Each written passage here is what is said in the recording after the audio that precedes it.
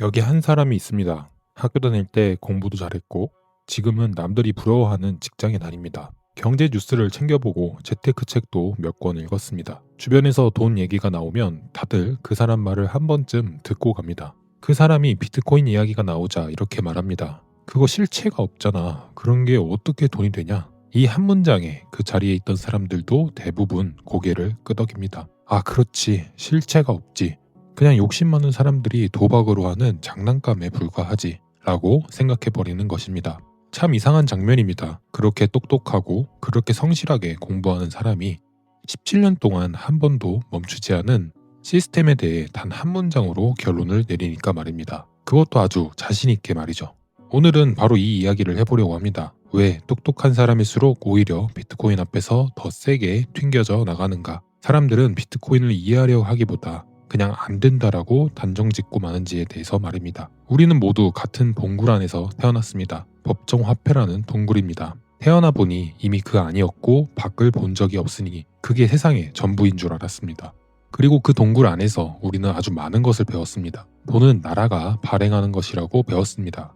물가는 해마다 조금씩 오르는 게 정상이고 오히려 물가가 내려가면 큰일 난다고 배웠습니다. 돈은 은행에 넣어두는 게 안전하고 어려운 일은 전문가에게 맡기면 된다고 배웠습니다. 경제가 어려우면 나라가 돈을 풀어서 살리는 거라고 배웠습니다. 여기서 중요한 건 이것들이 하나의 의견으로 배워지지 않았다는 것입니다. 세상의 기본값으로 학습됐죠. 학교에서, 뉴스에서, 은행 창구에서, 부모님의 말씀에서요.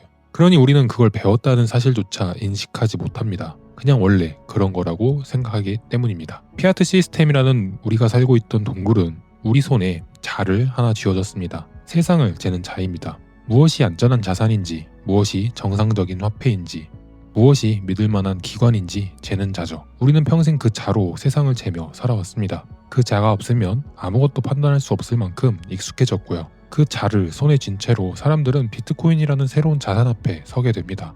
그것을 재며 사람들은 당연하게 이런 질문들을 늘어놓죠. 발행하는 주체가 없는데 그게 무슨 돈이냐? 가치를 보증해주는 나라가 없는데 어떻게 믿느냐? 관리하는 사람이 없으면 위기 때 누가 책임지느냐? 실체가 없지 않냐?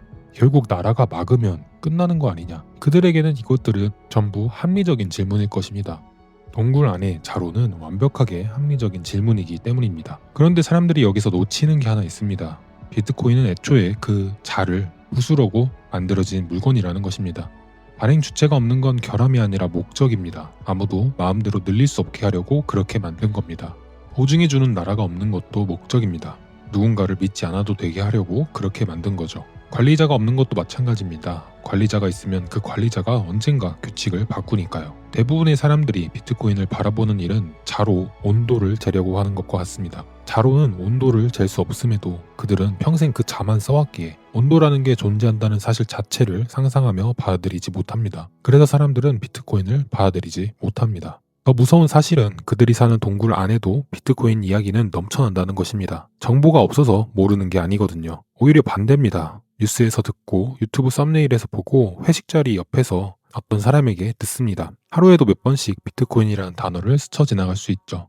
문제는 그렇게 주워 담은 것들이 대부분 잘못된 개념이라는 것입니다. 튤립 버블이다, 폰지 사기다, 내재 가치가 없다, 전기를 낭비한다, 범죄에 쓰인다, 어차피 국가가 막을 거다, 양자 컴퓨터가 나오면 끝난다. 이 문장들의 진짜 문제는 틀렸다는 게 아닙니다. 이 문장들이 나는 이미 안다는 느낌을 준다는 겁니다.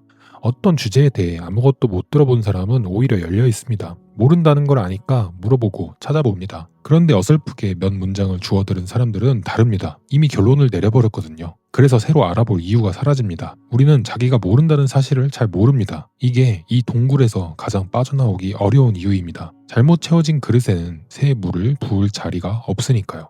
비트코인이 나온 지는 이미 17년이 흘렀습니다. 이 질문들의 답은 전부 공개되어 있습니다. 비트코인 백서는 9쪽짜리 문서이고 누구나 무료로 읽을 수 있습니다. 왜 2100만 개인지, 왜 10분마다 블록이 쌓이는지, 왜 관리자가 없어도 굴러가는지 며칠만 진지하게 찾아보면 이해할 수 있는 것들입니다. 그런데도 대부분의 사람들은 그 앞까지 가지 못합니다. 자료가 없어서가 아닙니다. 이미 답을 안다고 믿기 때문입니다. 그렇게 똑똑한 사람일수록 비트코인으로부터 더 세게 튕겨나가게 됩니다. 배운 게 많을수록 무너뜨려야 할 것도 많기 때문입니다. 경제를 공부한 사람은 통화량을 조절해서 경기를 관리하는 게 정상이라고 배웠습니다. 금융을 공부한 사람은 자산을 굴려서 인플레이션을 이겨내는 게 지혜라고 배웠습니다. 그 지식으로 시험을 받고 직장을 얻었고 사람들에게 조언해 왔습니다. 그런 사람에게 비트코인을 이해한다는 건 지식 하나를 추가하는 일이 아닙니다. 지금까지 쌓아 올린 것들의 상당 부분을 스스로 부정하는 일입니다. 내가 쓴 시간, 내가 들인 노력, 내가 자랑스러워했던 판단들을 말이죠. 그건 지능의 문제가 아닙니다. 바로 자존심의 문제입니다. 이 부정의 비용은 시간이 갈수록 점점 커집니다. 비트코인이 100만 원일 때 실체가 없다고, 1000만 원이 됐을 때 이미 늦었다고, 거품이라고, 5천만 원이 됐을 때 곧 국가가 규제할 거라고, 1억 원이 넘었을 때 저건 이제 월가의 장난감이 됐다고. 그들은 매번 다른 이유를 붙이지만 결론은 바꾸지 않게 됩니다. 부정의 이유가 진짜 이유 때문이 아니라 자신이 결론을 먼저 지어놓고 이유를 그때그때 갖다 붙인 것이기 때문입니다. 한번 부정하고 나면 그 다음부터는 그 부정을 지키기 위해 새 이슈를 계속 만들어내야 하니까요. 그렇게 부정을 쌓을수록 인정하는 데 드는 비용은 점점 커집니다. 이제 와서 인정한다는 건 그동안 자신있게 말해온 모든 순간이 틀렸다고 말하는 일이 되어버렸기 때문입니다. 물론 비트코인을 의심하지 않고 그냥 다 믿으라는 것은 아닙니다. 무작정 받아들이는 것도 결국 맹신입니다. 의심은 나쁜 게 아닙니다. 오히려 반드시 필요합니다. 의심 없이 받아들이는 건 동굴 안에서 뉴스를 그대로 믿는 것과 똑같으니까요. 그건 동굴을 나오는 게 아니라 그냥 다른 동굴로 옮겨가는 것뿐입니다. 그러나 진짜 의심을 하려면 비트코인만 의심해서는 안 됩니다. 내가 배운 것도 똑같이 의심해야 진짜 의심이기 때문입니다. 왜 물가는 매년 올라야 정상인가? 통화량을 늘리는 결정은 누가 어떤 자격으로 내리는가? 내 통장의 숫자는 왜 가만히 있는데 살 수 있는 건 줄어드는가? 이런 질문을 나 자신에게도 똑같이 던질 때 비로소 공평한 의심이 시작됩니다. 사실 비트코인은 애초에 믿으라고 말한 적이 없습니다. 오히려 믿지 말고 검증하라고 말하죠. 컴퓨터 한 대만 있으면 누구나 전체 장부를 직접 확인할 수 있습니다. 코드는 모두 공개되어 있고 규칙은 누구나 읽을 수 있습니다. 무언가를 믿어야만 굴러가는 시스템은 오히려 우리가 지금까지 써온 법정화폐입니다. 은행이 내 돈을 잘 관리하고 있다고 믿어야 하고 나라가 화폐를 함부로 찍지 않을 거라고 믿어야 하니까요. 그러니 비트코인에게만 엄격한 그 잣대를 우리가 한 번도 의심하지 않았던 이 시스템을 향해 대볼 때 진실이 나타난다는 것을 우리는 깨달아야 합니다. 동굴에서 나오는 방법은 사실 아주 단순합니다. 딱 한 번 나를 내려놓아야 합니다. 내가 아는 게 전부가 아닐 수 있다는 것. 내가 배운 것이 진리가 아니라 하나의 체제였을 뿐이라는 것. 내가 자신있게 말해온 것들이 틀렸을 수 있다는 것. 그걸 인정하는 순간은 삶이라는 여정에서 가장 고통스러운 지점일 것입니다. 지금까지 쓴 시간과 노력과 자부심을 내 손으로 부정하는 일이니까요. 어떤 사람에게는 완전히 다른 사람으로 다시 태어나는 일에 가깝습니다. 하지만 그 고통의 크기만큼 정확히 그만큼 새로운 세상을 보는 힘이 생깁니다. 한번 피아트 시스템이 쥐어준 자를 내려놓고 나면 이상한 일이 벌어질 겁니다.